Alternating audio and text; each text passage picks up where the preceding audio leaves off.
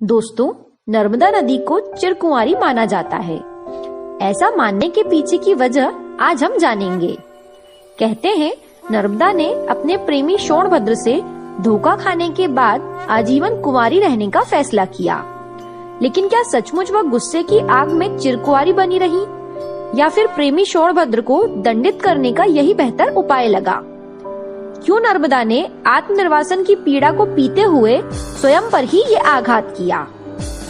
नर्मदा की प्रेम कथा लोकगीतों और लोक कथाओं में अलग अलग मिलती है, लेकिन हर कथा का कमोबेश यही सार है कि सोनभद्र के नर्मदा की दासी जुहिला के साथ संबंधों के चलते नर्मदा ने अपना मुंह मोड़ लिया और उल्टी दिशा में चल पड़ी। सत्य और कथ्य का मिलन देखिए कि नर्मदा नदी विपरीत दिशा में ही बहती हुई दिखाई देती है। पहली कथा के अनुसार नर्मदा और सोनभद्र की शादी होने वाली थी। विवाह मंडप में बैठने से ठीक ऐन वक्त पर नर्मदा को पता चला कि सोनभद्र की दिलचस्पी उसकी दासी जुहिला में अधिक है। जुहिला असल में एक नदी है जो मंडला के पास बहती है। प्रतिष्ठित कुल की नर्मदा यह अपमान सहन न कर सकी और मंडप छोड़कर उल्टी दिशा में चली गई। सोनभद्र को अपनी गलती का एहसास हुआ तो वह भी नर्मदा के पीछे भागा, यह गुहार लगाते हुए कि लौट आओ नर्मदा। लेकिन नर्मदा को नहीं लौटना था, सो वो नहीं लौटी। अब आप इस कथा का भौगोलिक सत्य देखिए कि सचमुच नर्मदा भारतीय प्रायद्वीप की दो प्रमुख नदियों गंगा और गोदावरी से विपरीत दिशा में बहती है, यानी कि पूर्व से पश्चिम की ओर। कहा जाता है कि आज भी नर्मदा एक स्थान विशेष से सोनभद्र से अलग होती हुई दिखाई पड़ती है। कथा का सार यह भी है कि नर्मदा को इसीलिए चिरकुंवारी नदी कहा गया है क्योंकि ग्रहों के किसी विशेष मेल पर स्वयं गंगा नदी भी यहाँ स्नान करने आती है। इसी कारण नर्मदा को गंगा से भी पवित्र माना गया है। मान्यता है कि यमुना का जल एक सप्ताह में, सरस्वती का 3 दिन में, गंगा जल उसी दिन और नर्मदा का जल उसी क्षण शरीर को पवित्र कर देता है। दूसरी कथा में नर्मदा को रेवा नदी और सोनभद्र को सोनभद्र नद के नाम से जाना गया है। नद यानी नदी का पुरुष रूप। उदाहरण के तौर पर ब्रह्मपुत्र भी नदी नहीं नद ही कहलाता है। बहरहाल यह कथा बताती है कि राजकुमारी नर्मदा राजा मेखल की पुत्री थी। राजा मेखल ने अपनी अत्यंत रूपवती पुत्री के लिए यह तय किया कि जो राजकुमार गुलाबकावली के दुर्लभ पुष्प उनकी पुत्री के लिए लाएगा, वो अपनी पुत्री का विवाह उसी के साथ संपन्न करेंगे। राजकुमार सोनभद्र गुलाबकावली के फूल ले आए, अतः उनसे राजकुमारी नर्मदा का विवाह तय हुआ।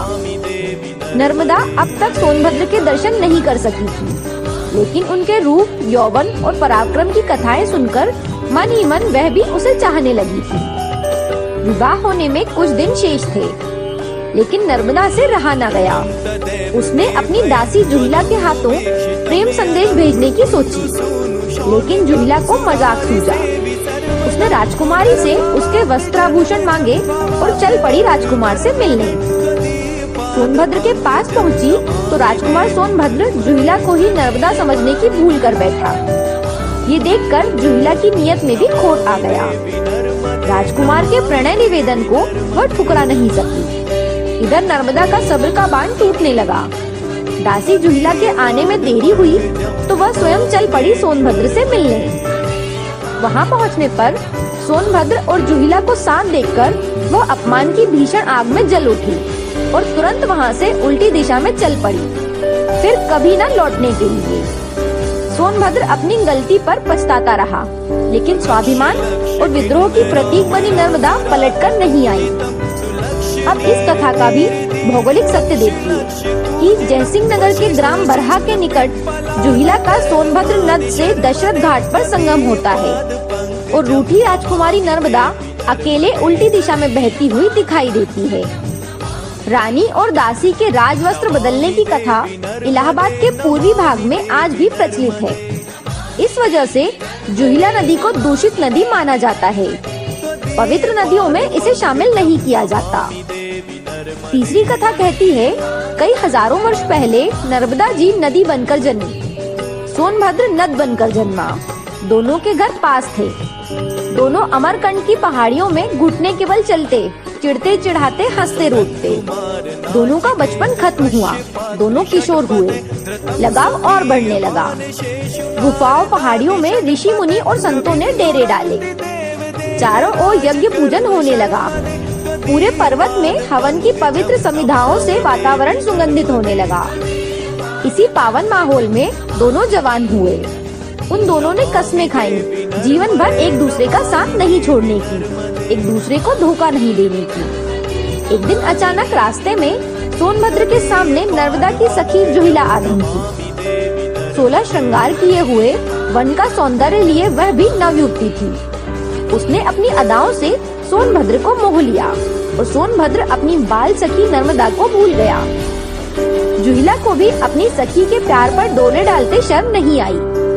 नर्मदा ने बहुत कोशिशें की कि सोनभद्र को समझाने की, लेकिन सोनभद्र तो जैसे जुहिला के लिए पागल हो गया था।